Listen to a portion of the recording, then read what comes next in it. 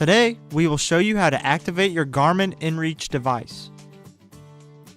For this video, we will be activating an inReach Mini. These steps will also work for all other inReach devices. To set up the account, you will need a valid debit or credit card and a computer with internet access. Today, we will show you this process using a computer.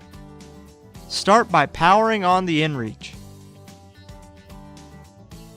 Next, on your computer, open an internet browser and navigate to explore.garmin.com. If you already have a Garmin account, select Sign In. If you don't, select Create a new account. Then, select New inReach account and select Personal Plan. Next, enter the IMEI number and authorization code from the inReach device. If you need help finding the IMEI number, select the image that matches your device.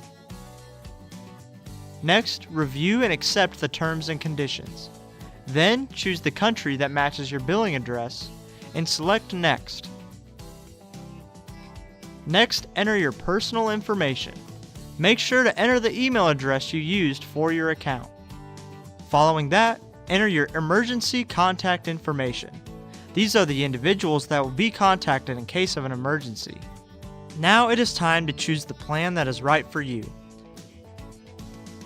Choose either Contract or Freedom Plan, then choose your plan option.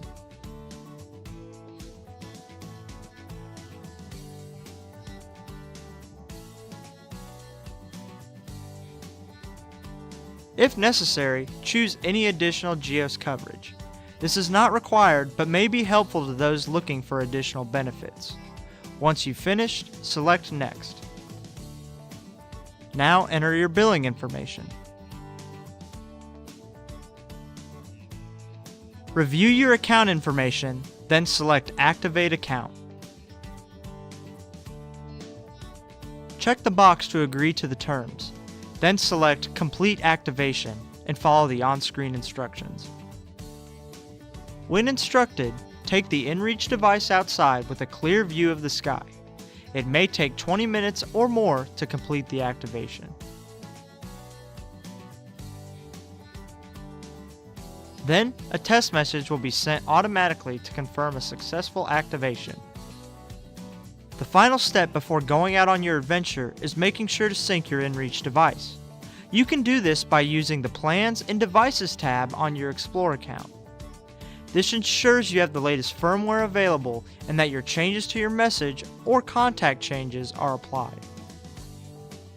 And that's it. Thanks for watching. For more help, visit support.garmin.com.